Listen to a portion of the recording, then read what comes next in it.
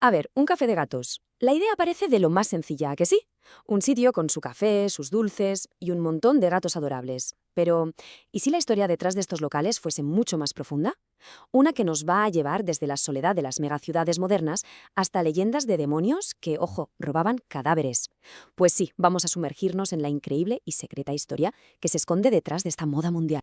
Bueno, antes de meternos de lleno con demonios y economía, vamos a lo básico, ¿no? Para que todo el mundo esté en la misma página. Un café de gatos es esencialmente una cafetería temática.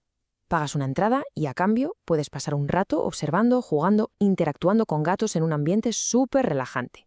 Es la solución perfecta para muchísima gente que adora a los gatos, pero por lo que sea no puede tener uno en casa. Pero como vamos a ver, esta idea tan simple es en realidad la punta del iceberg de una historia cultural que es, de verdad, fascinante. Bien, una idea extrañamente perfecta. Y es que es más que café y gatos. Entonces, la gran pregunta, ¿dónde empezó todo esto?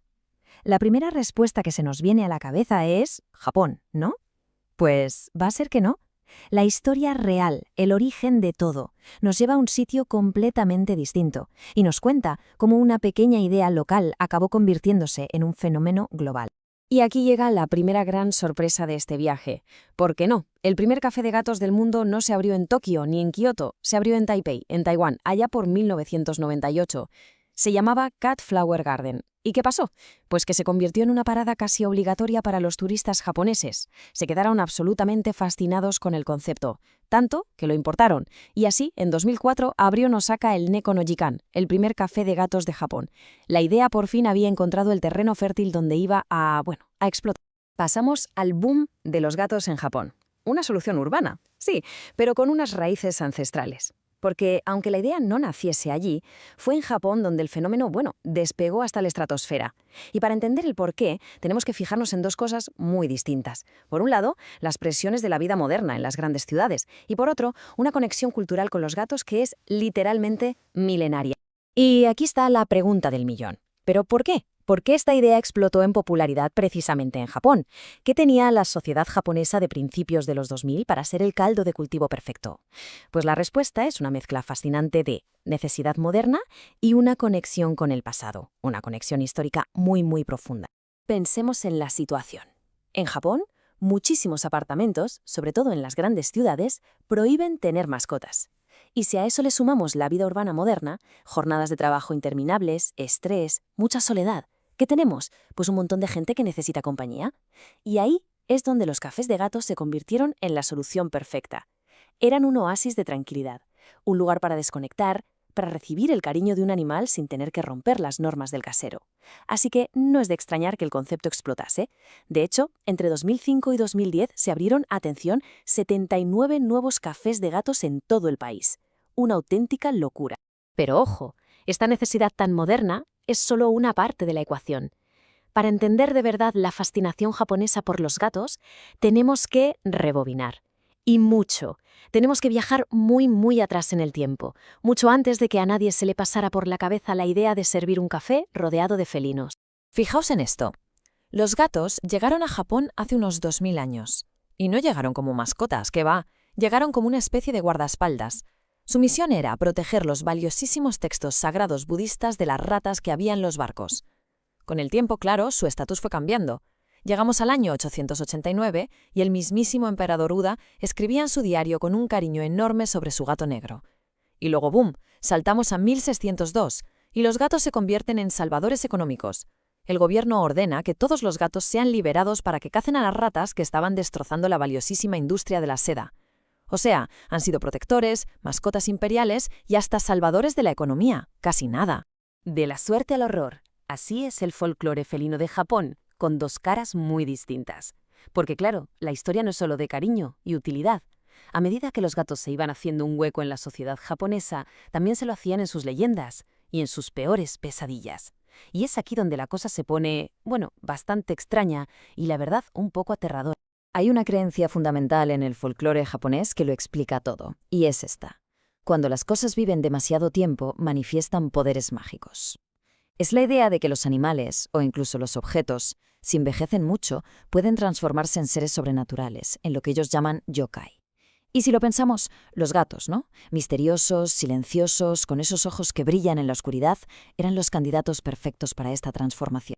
Y esto nos lleva a las dos caras del gato sobrenatural. Por un lado, tenemos al famosísimo Maneki Neko, el gato de la suerte que saluda con la patita. Su leyenda cuenta que un gato llamó a un señor feudal para que se acercase, salvándole justo de que le cayera un rayo. Un símbolo de buena fortuna, vamos. Pero, por el otro lado, tenemos al Kasha, un demonio felino envuelto en llamas que bajaba del cielo para robar los cadáveres de los funerales y comérselos. Esta creencia era tan fuerte, tan real para la gente, que todavía hoy, en algunos velatorios tradicionales, se sigue pidiendo que los gatos no estén en la habitación, por si las moscas. Y la cosa no acaba ahí, ¿eh? La lista de fantasmas felinos es larga. Estaban los Bakeneko, gatos que cambiaban de forma y podían hacerse pasar por personas, a menudo para engañarlas. Y luego los Nekomata, unos gatos monstruosos con dos colas que, según se decía, vivían en las montañas y se comían a la gente. Así que el panorama estaba claro. En la mente de la gente de la época, ese gato que dormía tan plácidamente a los pies de la cama podía ser un amuleto de la suerte o un monstruo de pesadilla esperando el momento oportuno. Vale, volvemos al presente. El mundo adopta los cafés de gatos, pero el concepto se transforma. Porque cuando esta idea por fin cruza las fronteras de Japón y se vuelve global, pasa algo muy, muy interesante. El concepto original cambia, se adapta a una mentalidad totalmente nueva, sobre todo al llegar a Europa y a América. Y el cambio es fundamental. En Japón y en gran parte de Asia, el foco principal de estos cafés es la experiencia de la persona. Buscar un momento de relajación, de compañía. Pero cuando la idea aterriza en Estados Unidos o en Europa, el foco se da la vuelta por completo. El protagonista ya no es solo el cliente. El protagonista es el gato. El café de gatos se convierte en una misión, el bienestar de los animales y, por encima de todo, fomentar la adopción. Básicamente, el modelo occidental funciona como una especie de escaparate interactivo para adopciones. Los cafés se asocian con protectoras de animales locales. Los gatos que están allí no son residentes permanentes, sino que vienen de esos refugios y están todos buscando una familia. El café se convierte en un puente, en un lugar mucho más tranquilo y natural que una jaula en un refugio, para que los gatos y sus posibles futuros dueños puedan conocerse. Y para ir terminando volvemos a Japón, a un cuento felino muy moderno, del folclore a la neconomía, porque la historia del gato ha dado un último giro, uno fascinante, en plena era moderna. Ha pasado de ser un personaje de leyendas a convertirse en una auténtica potencia económica, un fenómeno tan grande que hasta le han tenido que poner un nombre propio. Mirad este número, 1.100 millones de yenes. Esa es la cifra del impacto económico que generó una sola gata. Una. Se llamaba Tama. La nombraron jefa de estación de una pequeña línea de tren que estaba a punto de cerrar. Pues bien, se hizo tan famosa, pero tan famosa, que la avalancha de turistas que fue solo para verla salvó a la compañía de la quiebra. Es el poder económico de un único gato. Increíble. De hecho, el efecto Tama fue tan bestia que los economistas tuvieron que inventarse una palabra para esto, Neconomics. Viene de neko, que es gato en japonés, y economics. Y es el término que se usa ahora para describir el gigantesco impacto económico positivo que tiene cualquier cosa relacionada con los gatos, desde el merchandising hasta el turismo. Esto demuestra que en el Japón de hoy los gatos no son solo mascotas, son un negocio, y un negocio muy, muy serio. Y esta cultura gatuna moderna, esta neconomía, está por todas partes. Existen literalmente islas de los gatos, como la de Tashirojima, donde hay más gatos que personas. Tienen su propio día nacional, el Día del Gato, que es el 22 de febrero. ¿Por qué? Porque la fecha 22 del 2 se dice ni, que a los japoneses les suena como el maullido de un gato. Y por supuesto, no podemos olvidar que hablamos del país que le ha dado al mundo gigantes de la cultura pop como Hello Kitty o Doraemon. Entonces, al final de todo este recorrido, de guardianes sagrados a monstruos demoníacos, de motores económicos a superestrellas globales, ¿qué es lo que revela de verdad esta profunda fascinación que tenemos por los gatos?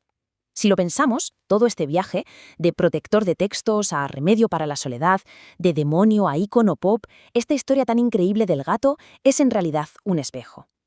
Quizá esa relación tan compleja que tenemos con ellos, esa mezcla de amor, de miedo, de fascinación, a lo mejor no dice tanto sobre los gatos como dice sobre nosotros, sobre nuestras necesidades, nuestros miedos y nuestras esperanzas a lo largo de la historia.